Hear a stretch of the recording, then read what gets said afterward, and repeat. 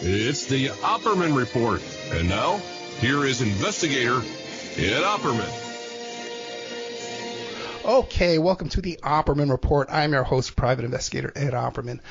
You can get a hold of me at Opperman Investigations and Digital Forensic Consulting. Just email me directly at oppermaninvestigations@gmail.com. Our archives are free at Spreaker.com. I do a live show there Friday night, 8 p.m. Eastern Standard Time. Then I do 2 live shows. When do you put out the new live shows? They come out Friday night at 9 p.m. We put up 2 brand new content podcasts every Friday night at Spreaker.com. It's a chat room. You get an email notification when you put up new content. And if you go there and you look up Walter Herbst, Herbst, you look up Walter Herbst, or you look up the title of his book, which is It Did Not Start with JFK, The Decades of Events That Led to the Assassination of John F. Kennedy, Volume 1 and 2. You'll find our previous interview that I did with Walter Herbst. I just got a hold of him again, and you can find him at herbstbook.com. That's his website where you can find these books. You can find him on Facebook at Walter Herbst Books, Walter Herbst Author. You could find him on Reddit at u/Walter Herbst, and on TikTok. The guy's on TikTok. He does those little dances on TikTok when he's not investigating the JFK. So he does I'm on TikTok myself, Ed Opperman TikTok. But you could find our first interview there. He's back now with some amazing research. He sent me this long 16-page document here that's pretty convincing that there was a swap out. There were 2 Oswalds. You know, this. Well, we'll get him to explain, but there's a discrepancy in the height, that's for sure, and this A. Heidel that we've heard about many times seems to be involved in all this too as well. Mr. Walter Herbst, are you there?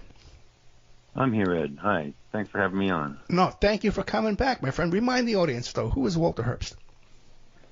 Walter Herbst is the author of, as you described, of It Did Not Start with JFK. I've been researching the assassination for 40 years. I have a new book coming out on the Kennedy presidency, the assassination on Oswald, and how it all ties together. And it's been a passion of mine for my whole adult life to try and figure out who killed JFK.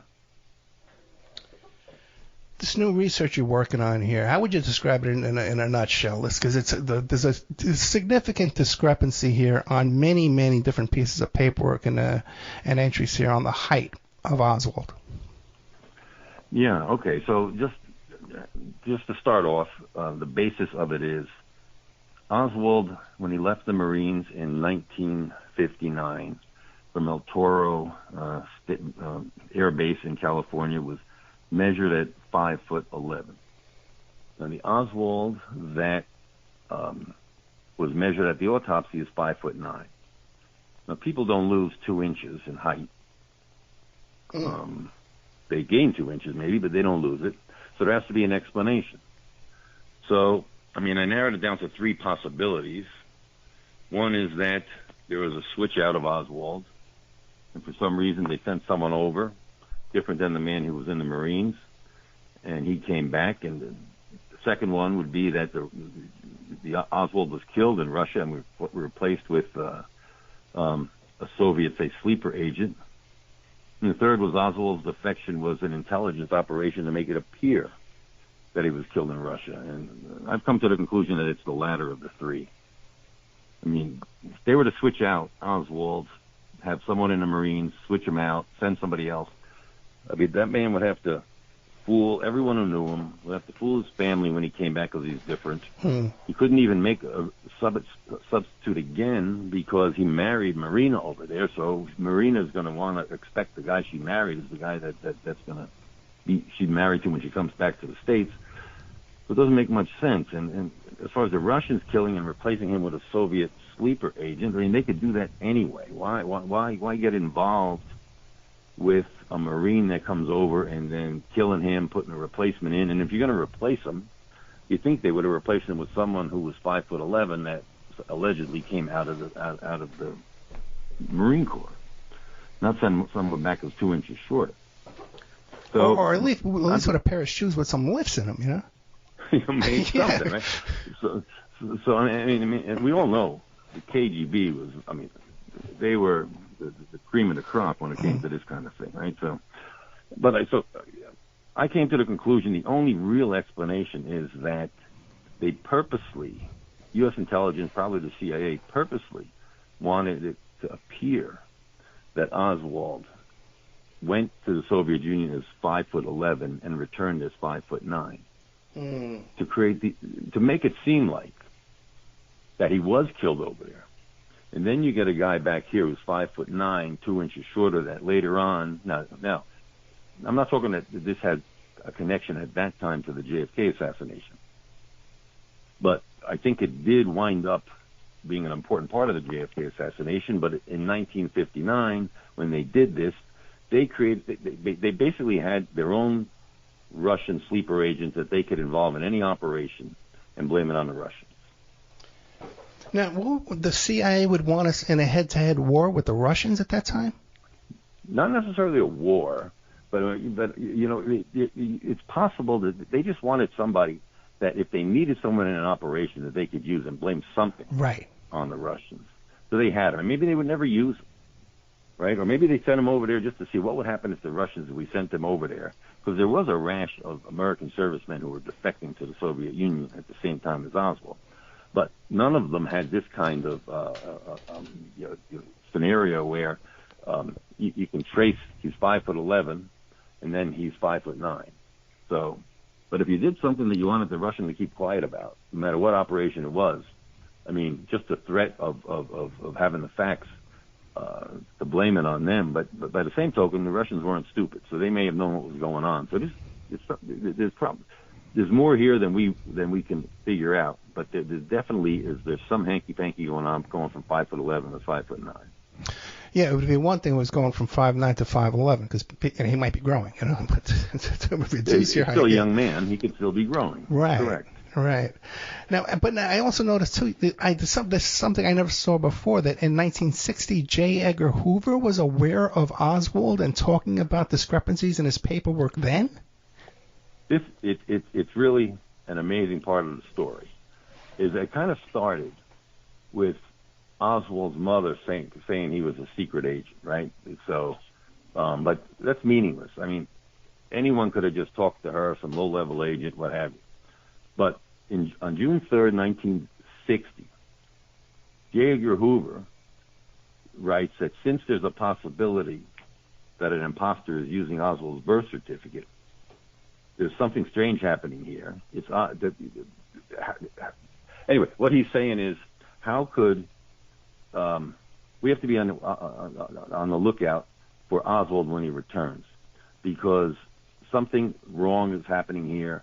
His birth certificate is missing. There's an imposter, and he notified his agents when Oswald ever does return, they give him a polygraph test, and we got to check him out and make sure that this man is who he claimed to be. But then it continued, right? I mean, that was 1960. In 1961, in March 1961, Edward J. Hickey, who was deputy chief of the passport office, he sent out a note, and he didn't mince words. He definitively said, there is an imposter using Oswald's ID data, and no doubt the Soviets would love to get hold of his valid passport. Okay, so this is someone high up in the passport office saying, be careful. Okay, we got someone using Oswald's passport data. Now, by July of that year, amazingly, the Secretary of State of the United States, Dean Rusk, writes to the embassy in Moscow, stating that careful attention to the involved case of Mr. Oswald is appreciated. It is assumed that the person who has been in communication with the embassy is the person who was issued a passport in the name of Lee Harvey Oswald. So it's almost like Rusk is saying there might be something may have happened. Maybe they killed him, or they're sending back an imposter. So make sure that the guy you hand the passport to, because Oswald had handed his passport in at the U.S. Embassy. They had it. Right. And you have to come and get it back. And then what they did was they said to Oswald, he was living in Minsk. The office was in Moscow, I think like 700 miles apart. They wouldn't send it to him. They said, you want your passport, you have to come to Moscow to get it, which he did. And they said they determined it was the same person. did they determine it was the same person? Well, it's the same person. Back in those days, it's just looking at your face on the picture, right? And what else did they have? Well, the guy, it was the same person, Snyder. You're right what you're saying. I mean, it was a couple of years apart, so it's possible that he might have been mistaken. But it was the same person who Oswald had met, handed the passport to, who also was CIA, by the way. And so this guy, Snyder, at the embassy, determined that it was Oswald. But you're right. I mean, what if he looked similar to Oswald? He certainly didn't measure him either time. So as far as that part of it is concerned, I mean, that had no bearing. But that was anyway. That was a determination.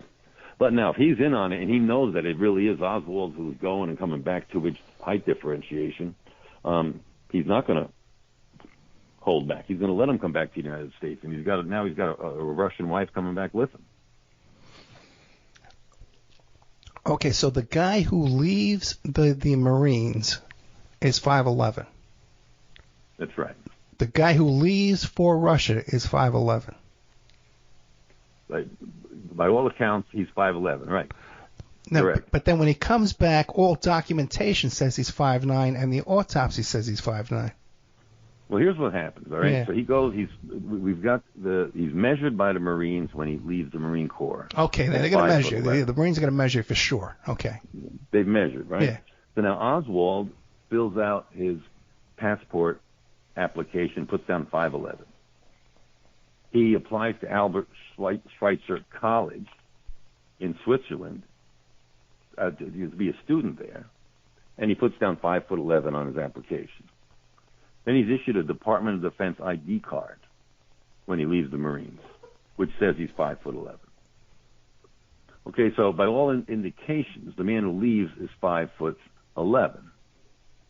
Now, when he comes back, he gets interviewed first by two reporters in Moscow, Aline Mosby and Priscilla Johnson. Now, Aline Mosby is a legit reporter, and now, this obviously not. They didn't measure him, but her observations in her article that Oswald was 5'9", which is 2 inches shorter, and the height of Oswald when he returns. And this happens right after Oswald gets to Russia. He hands in his passport. He's waiting for a decision from the people in Moscow if he can stay or not. It took 3 weeks, so it's in like first week or two after he gets there. So the first reporter says he's 5'9". So 3 days later, Priscilla Johnson, another reporter, she interviews him and says he's 5'11". And I mean, Priscilla Johnson's CIA. Okay, I mean Priscilla Johnson. When she came back to the United States, she after JFK was assassinated, she gets a hold of Marina Oswald and is going to write a book about Marina, and Marina agrees to it, but they kind of sequester Marina in the process. It takes 7 years for the book to come out. Okay, now then, when Svetlana, Stalin's daughter, defects to the United States, who writes her bio? It's Priscilla Johnson. Right. And then her parents had a friend named Macmillan. Okay, Georgia Morenscheidt was friends with Macmillan, who was Oswald's mentor, babysitter, whatever, when he returned to the United States. Well, Macmillan was the husband of Priscilla Johnson Macmillan, right? So she's, not to mention her bio from the CIA, she had two bios that didn't match, with different dates of birth, different activities that she was doing, because at first she was rejected for, she applied to the CIA and they turned her down because they thought she was a communist or a communist sympathizer. Right, but eventually she did get into the CIA, and with Cord Meyer, who, some of your listeners may remember Mary Pinchot Meyer, JFK's girlfriend, who got shot in 1964. Well, her ex-husband was Cord Meyer. Yeah, we did a whole show on that. Okay, so you know that, right? Which was so shady, man. That was incredible. Yeah. It isn't. There's so many rabbit holes in the JFK assassination. Well, I was just going to say, because all this stuff you're talking about this author, what was her name again? Colesby? Which author? You said she was CIA. She was wrote the book for Stalin's daughter. Oh yeah. Oh, it's Priscilla Johnson. Priscilla Johnson, right? Because in that documentary about the Ruth Paine that just came out recently, he covers that whole shenanigans very carefully too. I think she wrote the book for Ruth Paine too, right? She had her hand in a lot of different stuff, and so it's not by accident that she met Lee Harvey Oswald in Moscow 3 days after someone else said he was 5'9", and she went and corrected, just for the record. At least, someone says 5'9", she says 5'11". At that time, you're thinking, okay, somebody's just not paying attention. But it turns out to be the same height differential that we're talking about, right? That between the guy who left the Marines and the guy who winds up on an autopsy table. There was some shenanigans too. You were talking about that DOD ID card. That there was some shenanigans with that too as well. Was it the wrong color or something? There's some, you know what? The car, it's really an amazing thing, right? So everybody who leaves the Marines gets this DOD ID card. Okay, and there's 3 different colors, and there's Oswald should have been a red color. Okay, so he was leaving as like eligible for the reserves because he was leaving on an honorable discharge because his mother was sick, and that's why he said he had to leave, and so they granted it to him. But he didn't get a red card; he got a buff-colored card. Okay, so now it doesn't seem like a big deal, right? But I mean, so Steve Gammons, who worked for the Department of Defense and specialized in their history. This is how we know about these different colored cards. And he said the buff colored card was if you had it was like a military dependence card normally. So if you were married, had kids, it would give you access to the PX commissary, stuff like that. But that didn't apply to Oswald. He was single without children. But there's one exception. There was sometimes you would issue this card to civilian personnel who required military identification overseas. Mm-hmm. In other words, you're acting as a military intelligence person, and that seems to apply to Oswald going over to Russia. Right, because if he had a phony Oswald who was never in the Marines, we can get him this card without raising too much suspicions over at the Marines, right? That's right. Yeah. Exactly. But the big thing about the cards, too, is if you look at Oswald's passport photo and you look at his DOD, Department of Defense ID card, I mean, those photos were taken at about the same time. And the passport photo shows what you would expect. A crew-cutted Marine with a bull neck. He's still in the Marine Corps. At the same time, the DOD ID card has an Oswald with longer hair. I mean, I'm not talking like down to shoulder hair, but it's longer hair. It's not a crew cut. It should be the same. Okay, so that we can develop that further as far as how it applies to everything else in the AJ Hidell card and everything else. But so there's something wrong right from the beginning that they have two cards or a passport, that card, and both say 5'11", but there's pictures of different people. And clearly, too, one of these guys, he looks like a Marine. He looks like he's doing push-ups. He looks like he's doing hikes. You know what I mean? And with the other guy, it looks like he's sitting around and drinking coffee. Right. You know? Yeah. The one picture does look like maybe they used the bottom half of Oswald's face or something, really? but they look different, right? I mean, they're not the same person. Yeah, Walter Herbst sent me these photos. There's 4 of them, actually. And we'll make them available to you in some kind of ways. But once again, we're talking to Walter Herbst. You can find him at herbstbooks.com. You can find him on Facebook at Walter Herbst Author. And the books, this particular stuff is not in the books, but he's done 2 books. It did not start with JFK, The Decades of Events That Led to the Assassination of John F. Kennedy, Volume 1 and Volume 2. And hopefully this material here, which he sent me, this really detailed report, will be in the 3rd book. It will be, but I also covered it in book 2 Okay. That did not start with JFK. So, because it took place in 1959, and it really, I mean, the books do overlap with the JFK assassination because there is a connection.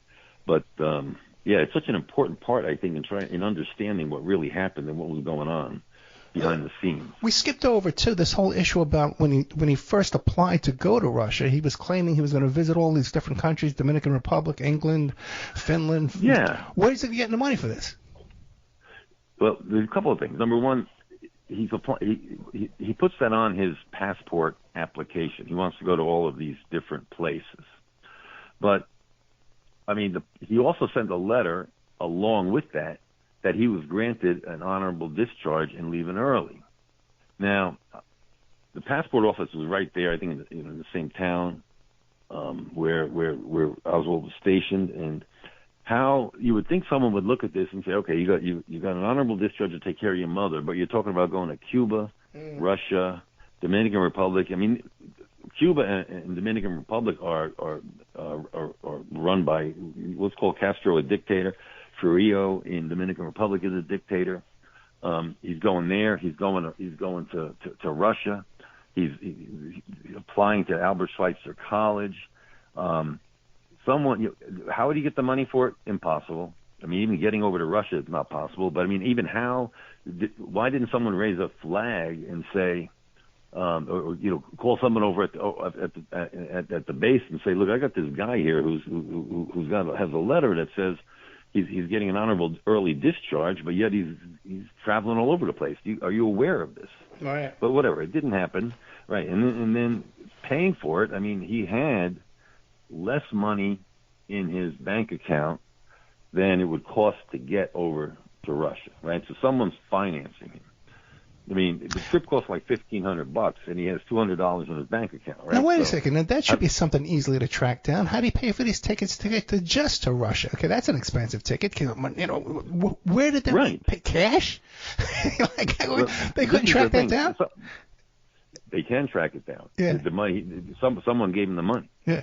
I mean, but that part you can't track down. So unfortunately, with the JFK assassination case, when you reach a point where, or let's say the Warren Commission, if they couldn't explain something, they just ignored it. Yeah.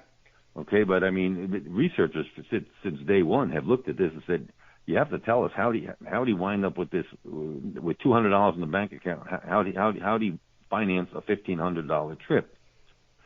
Right, and then he goes to Le Havre, France, and then by ship he goes to England, and then the only commercial flight from London to Helsinki, Finland, can't get him in time to check into the hotel where the register shows he checked in. I mean, there's one question after another with this whole trip. So there's something odd here. I mean, obviously, when this happened, they obviously never expected that this person was going to wind up being accused of assassinating the President of the United States 4 years later, and that he would be scrutinized inside and out, right? So they just... If he was just an ordinary guy, he goes there on an intelligence mission, comes back, and he's laying low or he's involved in something that's not that important, we would never know about this. We wouldn't be discussing it. But that's not what happened. Okay, and so, or maybe they wanted this to be on the record. Maybe they wanted, somehow they want to show. Yeah, but the thing is, they couldn't have been planning the JFK assassination way back in 1959, exactly. could they? Yeah. You couldn't. Yeah. No, they could not. Impossible. Okay. But you could. But what it does point to, or at least a possibility, is that if you have a Marine who was a radar operator of the U-2 flights when he was stationed at Sugi, Japan, and he wants to defect to the Soviet Union, would the Russians pay for him to get over there? The answer is yes. Probably they would. So that kind of, you create this whole false narrative about what happened to make it look like the Russians dragged them over there, and and like I said, you could use them then later on, however you want to use them. Fascinating that here we could have a guy that J. Edgar Hoover is talking about him in 1960, but he could be working in a building, with potential rifle shot of the president going by, and no one bothered to check all that out. He comes back, right? He comes back when he first arrives in Fort Worth from Russia, and he's met obviously by two FBI agents, and they want to give him a polygraph. He turns it down. He says no. Okay. A few weeks later, meanwhile he's starting to write to leftist periodicals, the Socialist Party, Socialist Workers' Party newspaper, the Communist Party USA newspaper. He's getting this sent. They have informants in the post offices. Yeah. Who they're notifying the FBI about this. They go see Oswald again. They interview him this time in his car, sitting in the street, and he still is not helping them out in any way. No, I'm not going to take a polygraph. I mean, they find out he gets a job, and they drop the investigation of him completely, and they say we should interview him again 6 months from now. And how is that possible? Wait a second. You said they interviewed him in his car? We were just debating this the other day. Not Oswald's car, okay. The FBI guy. Okay, yeah. Right. He doesn't. He doesn't have a driver's license, allegedly, ever. Wait, but then there's other people saying that the DMV workers in Austin said, "Oh yeah, we saw his license. We all passed it around. We were all talking about it." Right. This is the stuff that comes up, and yeah. These people are legitimate. That you just mentioned, they're legitimate people who don't have any agenda. Right. And they wind up with a Lee Harvey Oswald driver's license after the assassination, so it jumps out at them. And somehow you have to explain that. So maybe he did have a license, right? We don't know. But that's just another unanswered question. Or there are two Oswalds running around. And it's possible because the weeks leading up to the assassination, there are Oswald imposters all over the place. Right, and why don't you describe one of those? Because he went to buy a car in association with Guy Bannister. Oh, no, okay, no, that's two separate issues. Okay. Yeah, I know what you're talking about. In 1961, I believe, there is, yes, it was 1961. It's January 1961 because it was like 3 months before the Bay of Pigs invasion. So in New Orleans, there was the Bolton car dealership. And a bunch of guys, or 3 or 4 guys, go in there, and they're looking to buy trucks. And at the time, people are looking to do all kinds of stuff, like, buy all kind of ordnance for the war against Castro. And so they meet with this Bolton car dealership, and they tell them, okay, we're probably going to buy these trucks from you, and but put the name Oswald, please, on there because he's the guy who's going to be buying it. Okay, so fine. In addition to that, they put on their Friends of a Democratic Cuba, and which happens to be the group that Guy Bannister was affiliated with at the time. Okay, so now I'm sure almost all your listeners know who Guy Bannister was, but just Guy Bannister had basically an office at 544 Camp Street in New Orleans. It was called the Cuban Grand Central Station because of all the anti-Castro Cuban exiles that came and went, guns that came and went through there that were stored there. And Oswald, in the summer 1963, worked out of there when he was posing as someone who was a pro-Castro person who was handing out Fair Play for Cuba Committee literature on the streets of New Orleans. Okay, so, but what happens then after the fact, which is really the interesting part, right? After the assassination, the dealership contacts the FBI, and they remember it. But in 1961, when it happens, the FBI goes to the Fort Worth Retail Association to find out if they know anything about Oswald. And that Oswald was from Fort Worth, but they made the connection while Oswald's in Russia, with Oswald's name on that purchasing document that they asked the Bolton car dealership in New Orleans. They made the connection to Lee Harvey Oswald in Fort Worth, and they went and investigated that and see if there was, what's going on. This is the same FBI that has the director saying there might be an imposter using his identification, right? So I mean, it's and then Oswald follows through with Bannister, but when he returns in the summer of 1963. So I mean, stuff like this, there's too much for it all to be a coincidence. But also, too, the fellow there at the car dealership, he mentions Oswald's height. No, I don't think no? he Okay, did then mention, I go. No. Yeah, no, I don't think he mentioned Oswald's height. But the interesting thing is, he does. Think about this. You're 1961 or whatever. You're sitting in a dealership. You guys, you write Oswald's name on it, and you put it. They don't buy the trucks, and you put it in your file.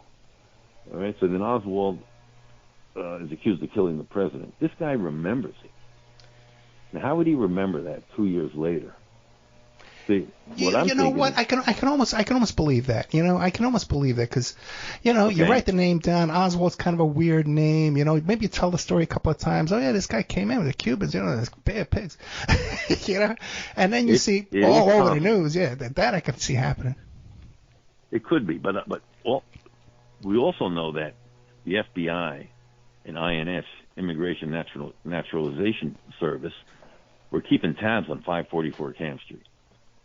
Okay, so they very likely were following people out of Bannister's office who went to this Bolton's dealership, because how would they know? How would they know to talk to? In 1961, the Bolton car dealership is not calling the FBI and saying, "Hey, maybe they are," about selling trucks to an anti-Castro group. Right. But if they don't, how does the FBI know to go talk to the Retail Merchants Association in Fort Worth about Oswald? Unless they're, my thought is they're probably following them. After they leave, they're talking to the Bolton people. Now you're the Bolton car dealership. You got the FBI or the INS talking to you. That would trigger or remind you of the name Oswald 2 years later when he's accused of killing Kennedy. But what you said is true too. I mean, it's possible that he just remembered it, but then again, it's possible because even those FBI agents who interviewed the Sarnoff brothers didn't remember. Just a few months later that they're bombing Boston bombing. I always said we should buy them a notebook and a piece of paper and a pencil to write some notes down when they're interviewing these guys. But now, was there any? You would think if this is an anti-Castro Cuban group and they're buying trucks, where's that money coming from? CIA, right? Does any of this come up in FOIA documents from the CIA that they knew about these operations? Well, the CIA knew about these operations for sure. I mean, they were working with them. They were financing it. Yeah. Private groups were financing it. So yeah, none of this was secret for sure. There was a lot of this stuff going on. I mean, you had Schlumberger store in Houma, Houma, Louisiana, storing guns that then wound up at Bannister's place until they were distributed out to who was supposed to get them. So, I mean, it was a different time. You didn't have the oversight or they didn't have the technology to keep as track as you would today. But and maybe they didn't want to. I mean, it was a government operation, a CIA operation, the Bay of Pigs. So they would allow someone like Bannister to work, whatever he was doing or his group. And there were a lot of groups like that, right, supporting the Cuban exiles. Yeah, it was all so fast and loose. I've interviewed Frank Sturgis's nephew. And I've been friends with A.J. Weberman since high school, since I was in high school. Really? Oh yeah, from New York. Yeah, I've known him my whole life. Yeah. But what do you call it? With the Yippies in New York. But what do you call it? James Hunt, who was the alibi, by the way, for Frank Sturgis of where he was that day, on the day of the assassination. He was his alibi. He's a college professor, now law professor. But he tells me stories about how Sturgis had his own B-25 bomber. He owned his own bomber jet. That's incredible. I never heard that. Just imagine today, like a civilian possessing an Air Force bomber jet with no credentials. Now you can't do it because the guy would go crazy, he'd blow up a school. But back in those days, it was just do whatever you want. Do whatever you want. I mean, and even just flying over to Cuba, dropping whatever you want to drop, and then turning around and coming home. I mean, You imagine that happening today. But it was, it was a different time. And, yeah. I mean, we had a communist in the Western Hemisphere that we wanted. When I say we, the United States government wanted him out. And, willing to do anything. Yeah, not just the government. The CIA wanted him out. The mafia wanted him out. So, everybody. Bedfellows, yeah. Everybody.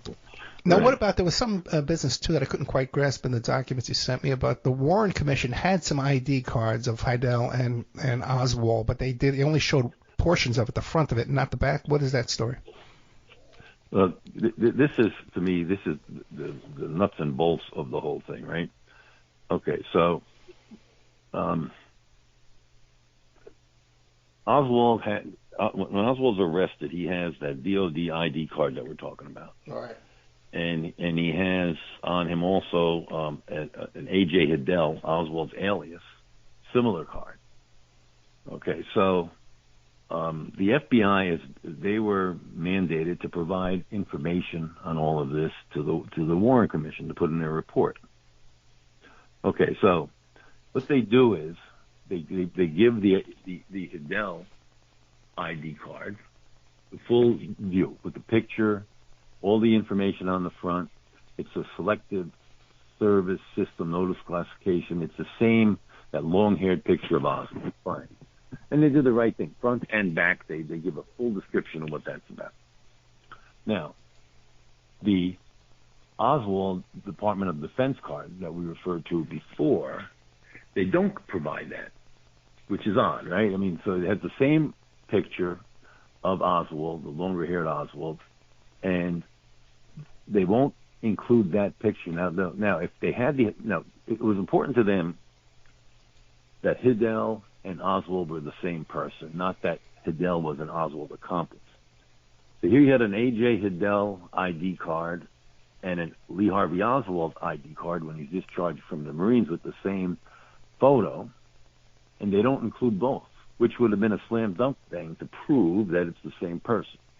So what they do is the FBI just provides a written description of the front of the card and of the Oswald Department of Defense card that he got when he was discharged from the Marines. They give a written description with no photo. Okay, and the reason they did that was the Oswald card, DOD card, had a postmark, just like you get on an envelope when the post office stamps this circular thing on the front of your envelope. Yeah. Well, Oswald had two of those. And the reason he had that was when he came back to the United States, if you lost that card and someone found it, on the back it gave you instructions to put it in a mailbox. It would go to the postmaster would know to send it to the Department of Defense, and they would send it back to Oswald. Okay. But somehow he's living in New Orleans. They don't know where he lives, but he gets the card back because he lost it twice.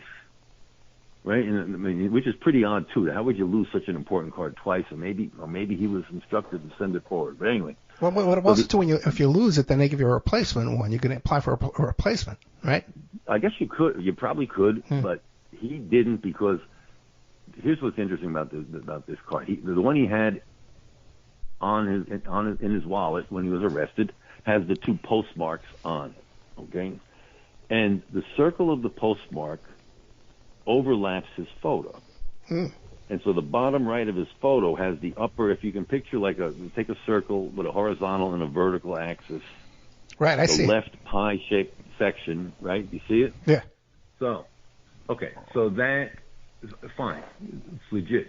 However, there's a photo in the Warren report, and it's titled Lee Harvey Oswald, photo taken in Minsk. Commission Exhibit number 2892. If you look at the bottom right, where on that photo, the postmark from the post office was there, but it's cut out. There's a circular cutout to take it out of the picture. Okay? So the idea, I mean, I hope your listeners can follow this. And I'm going to, you know what I'm going to do? I'm going to post all of these. I'll put all of these on my Facebook page. Well, So also that, too, when I put this on Patreon, I'll put all the pictures up there, and even that document you sent me. Perfect. Okay. Yeah, because it's an important part of the case, because so what happened was you had the Oswald DOD card with the postmark. They used that card to call, say the photo was taken in Minsk, but they couldn't have the postmark shown because the postmark happened after he returned from Minsk, right? Gotcha. So they cut out, and you have this little white, like pie segment on the right lower part of Oswald's photo.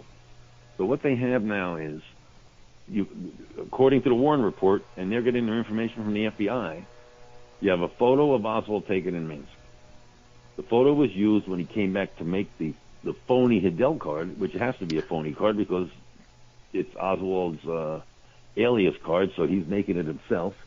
That is the one that has the postmark and of Humes. They used that card to put into the Oswald the Hidel card, but they cut it off, so you don't see the bottom half on the Hidel card. Real quick, but now those two photos, yeah. right? The Minsk photo and the DOD photo. Okay, and I'm looking at both of them right now, and I see that it's Right. this ridiculous, sloppy lower right-hand corner white. Correct. I just no explanation for why this little corner would be torn off the way it was. And it looks like it was some sloppy thing done in haste. But has there ever been superimposed these two photos to show that's the exact same face, exact same photo? Not that I know of. But the forehead on the one on the Minsk photo looks different than the DOD photo. I mean, it looks a little bit taller, higher, right? Or maybe it's the angle where he has his. Yeah, it's a weird angle. Yeah. It's a weird angle. It's something. Oh, you know what? Wait a second. This DOD photo, it looks like someone took a picture of a photo or took a picture. That's why, they took a picture of this ID card. Yeah, that's why it looks like it's at an angle. Exactly. Okay. Exactly. So now, but here's the thing. This explains why the FBI didn't put a photo of the DOD card into the Warren report, give it to the Warren Commission. Because how could you explain a postmark on the DOD photo in the bottom right-hand corner, which would have happened after Oswald returned in 1962 from Russia, and then have the Minsk photo, which happened before he returned? Right? You can't have the circular cutout. Say, well, we're going to take a circular cutout because we're assuming that he might lose his card and there'll be a postmark. Right. Right? Well, sloppy too, man, because they could have painted that in, man. You know. They could have, but here's the thing, okay? Yeah. No one knew about any of this at all.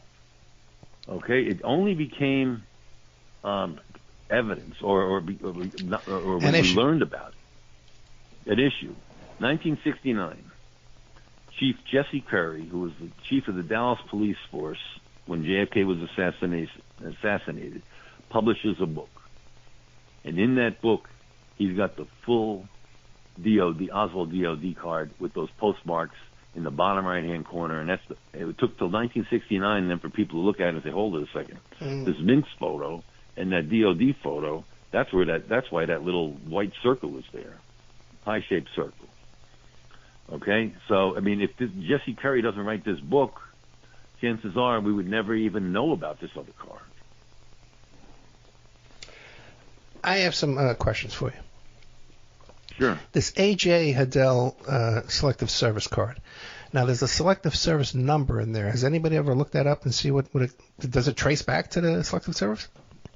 Yeah, I think someone did do that, and they just made up a number. Gibberish number. There's no. Yeah, you're right. No, so we have an A.J. Hidel Selective Service card, but do we have a Lee Harvey Oswald Selective Service card? He must have had one someplace, right? At some time. Must have, but not that I know of. The stuff found on him were the fake Hidel card and his DOD ID card in his wallet. Let's get into that, because they found that at the theater there, and you have a theory based on that too, correct? The wallet. Oh, the wallet is another, like I said before, things that can't be explained. Yeah. then we just ignore them, or people ignore them. So Oswald is arrested at the Texas Theater after allegedly shooting and killing Officer Tippit. And in the car on the way to the Dallas police station, they take his wallet and they find, these documents that we're talking about.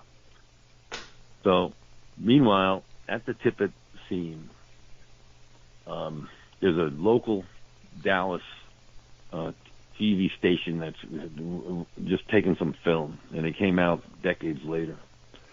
And you see two plainclothes detectives or whatever they were looking through, holding a wallet. And it's not Tippit's wallet, because Tippit's wallet was taken off his body when he got to the during I guess his autopsy, when he got to the hospital.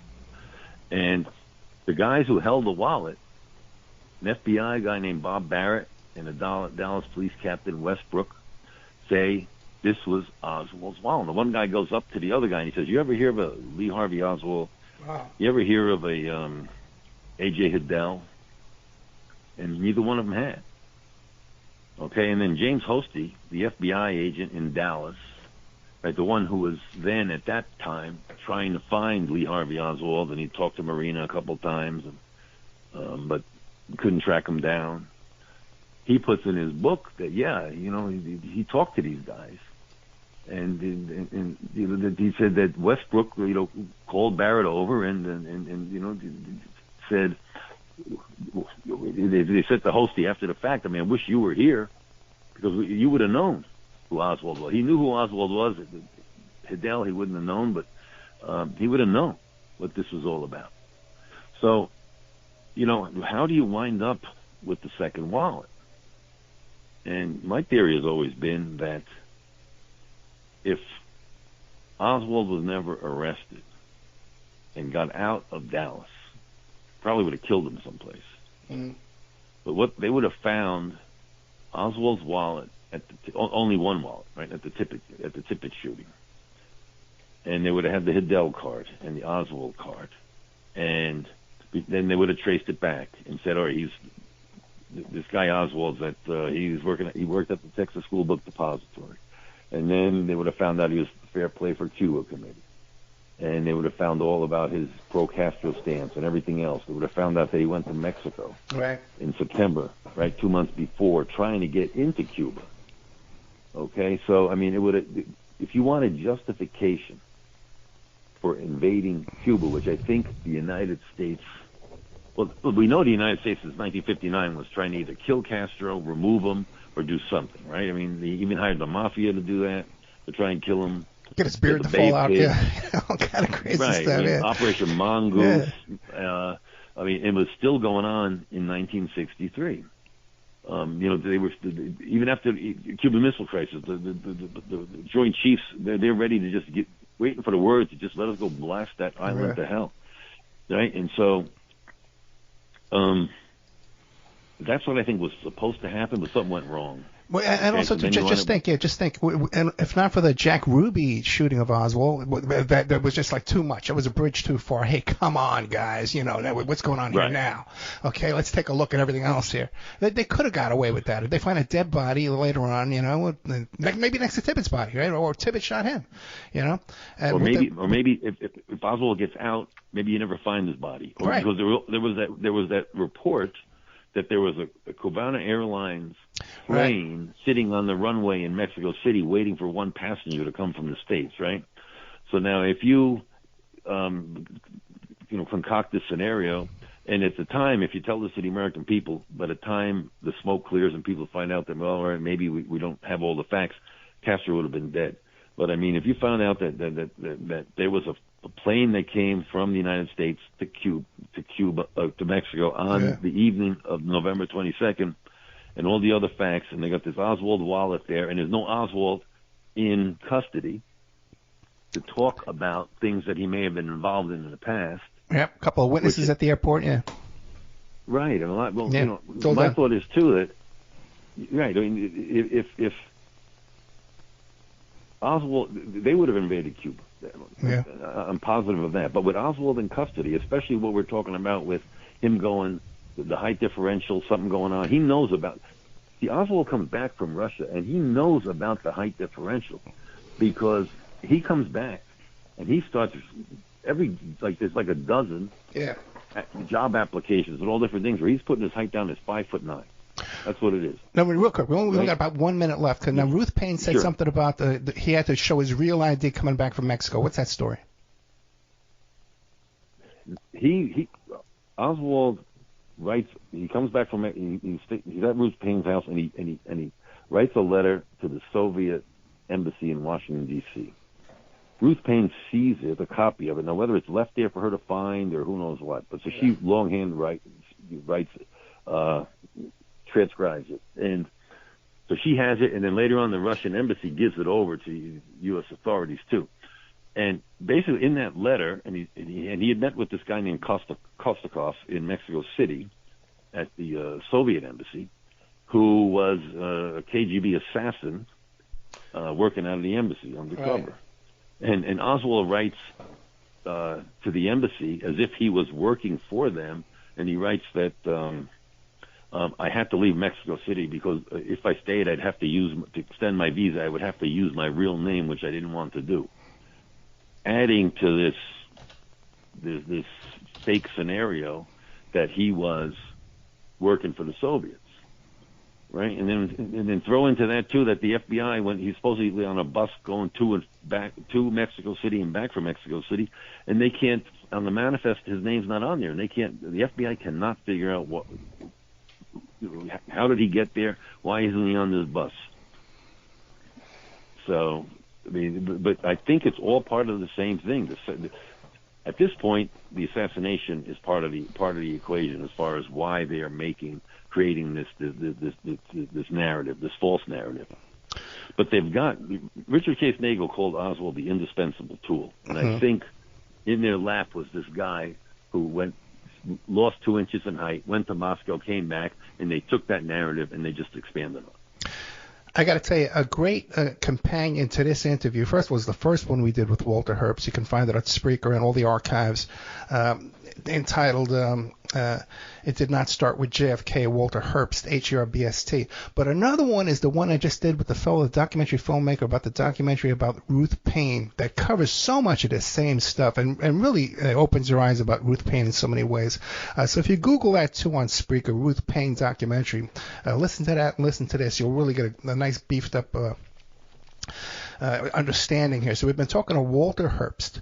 HerbstBook.com. You can find him on Facebook at Walter Herbst Author, on Reddit at u/Walter Herbst, TikTok Walter Herbst, and that's pretty much about it. And his website is HerbstBooks.com. And I'm hoping, Walter Herbst, that you're going to use your newfound expertise on height investigations to look into Ron DeSantis and those cowboy boots. Okay, my friend?